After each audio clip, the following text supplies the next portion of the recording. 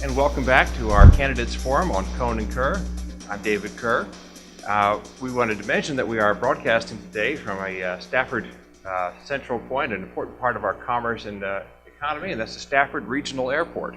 We've been very gracious about allowing us space for our programs from time to time. We'd like to start with the first questions. I'd like to take these in the same order as you drew for lots with the opening statements. And the first question is a bit philosophical in nature. I know, always be scared of these. But our founding fathers, most of whom were Virginians, really prized the notion of compromise.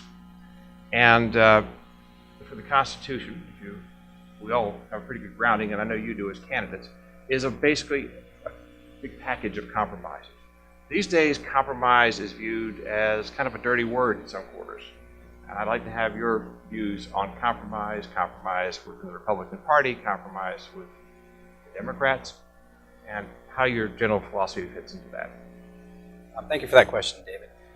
I think you're right. A lot of people consider a compromise to be maybe selling out your values. Even on the Stafford County Board of Supervisors, when we've had a supermajority of Republicans, there's plenty of disagreement because we're all trying to do the best thing for our community. There's different opinions and degrees of that. But my reputation is being one who can accomplish good compromise. The first year I came on the Board of Supervisors, my first budget committee meeting, I sat down with two other colleagues, and at the end of the meeting, they basically looked at me and said, we're not going to agree, so we're going to need you to help craft the budget. So I spent a lot of time working with every member on the Board of Supervisors, meeting with them, and making sure that everybody had an issue or some sort of priority in the budget that they could feel good about. And the budget finally passed, and it was dubbed the Thomas Compromise. So compromise is not always a bad thing, and we had an awesome budget that year for Stafford County. We were able to cut taxes that year very significantly, and we also were able to invest in our core services such as public safety, transportation, and education. Same question for me? Yes, sir. Yes, of course, when you're crafting legislation, when you're working on things like the Purchase of Development Rights Program or trying to figure out which roads in the county you're going to fix and how much you're going to spend and what type of improvements you're going to do, there's lots of room for compromise. But in a lot of areas, I feel that, as a conservative, that we've swung too far to the left and that I don't have a lot of room for compromise. Things like taxes, and why I don't believe I've ever supported a tax increase, at least in the last decade of records that I've reviewed to make sure. I think that we tax people too much. I believe I'm a card-carrying member of the lifetime member of the NRA. I think that we've gone too far in imposing on people's right to bear arms. So there's a lot of things where I don't find a lot of room for compromise. Luckily, I've had a board of like mind, and we've done a pretty good job. I've voted against several budgets and several tax increases, but a fairly good job of keeping the tax burden low and bringing businesses back to Stafford and growing our economy so we can afford to keep the tax rate steady for the residents. Thank you, Mr. Goldie. Mrs. Stimson? Thank you. The philosophical question was regarding the Founding Fathers. And Yes, ma'am. some may not know, but the American Revolutionary War began over the Stamp Act. And that's where Great Britain said, we are going to charge you for paper.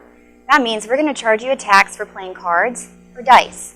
And that is literally what began the American Revolutionary War. So the Founding Fathers weren't necessarily in a compromising mood at that moment. In fact, George Washington said, Great Britain hath no more right to put their hands into my pocket than I have to put my hands into yours for money. Nothing has changed. I would just like to say to Mr. Thomas's point about the year that he led the quote-unquote compromise for the tax increase, that was the year I was chairman. And we cut taxes that year, and we cut them the next year.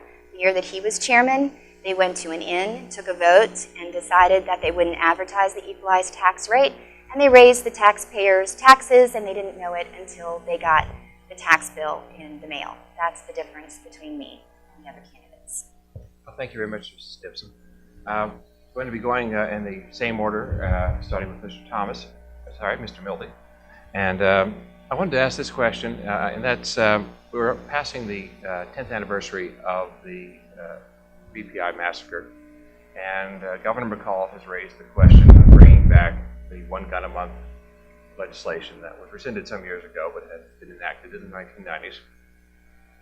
And I want to get your opinion on this idea and Second Amendment rights in general.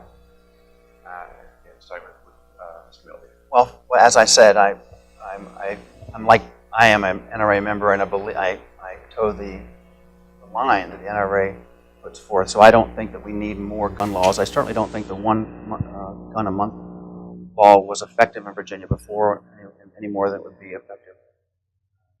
We brought it back. I do believe that we aren't enforcing all the laws that we could enforce and do a much better job keeping guns out of the hands of criminals, people with mental illness. So I don't think specifically that the one gun a month law would do anything to help stop tragedies like that. Thank you, Mr. Milby. Mrs. Stimson, let me take that question. If you think about what the Second Amendment means, it exists in order to the people have a line between themselves and the government. I was at a wedding about 12 years ago, and a girl whose grandfather had come from Cuba had said the first thing they did was they took our guns. So we have to understand why the Second Amendment is so critical in our nation. It protects our liberty, and it's the line from tyranny. As far as my belief on the one gun a month, I absolutely do not support that. No limitations on gun ownership. And as the wife of a Marine, I'm a natural, staunch defender of the Second Amendment, and I am a gun owner. And I also support constitutional carry. I believe that you don't have to go in and get a permit in order to carry a gun. And I would fight and sponsor legislation as such. Well, thank you very much. Mr. Thomas. We have a great democracy right now, but if we look back throughout history, there are governments who turned on their people, and I think that is certainly what the framers had in mind when they were talking about the Second Amendment. I, as well, am a member of the NRA. I exercise my right to carry a weapon to defend my family and my property as often as possible within the law. But one of the problems we have, if we begin to take guns away from people with mental illness, who decides they're mentally ill? And I think that's the question. Before they've had judgment on them, we're proposing to take away their rights. So I think we need to see a lot more on when somebody is determined to be mentally ill. For me, as a business guy, I just don't see the statistics where the one gun would solve the problem. It doesn't seem to be that the people who purchase a gun, whether they purchase one or more a month, the ones that are purchasing them legally are not the ones that are going out committing the crimes with guns.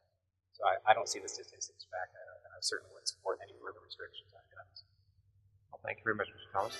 We're talking to the candidates, the GOP, respective nominees in the 28th District. Very graciously come to be with us this afternoon. We're going to take a short break, and we'll be right back. So stay tuned to CBTV and Coen and Kerr.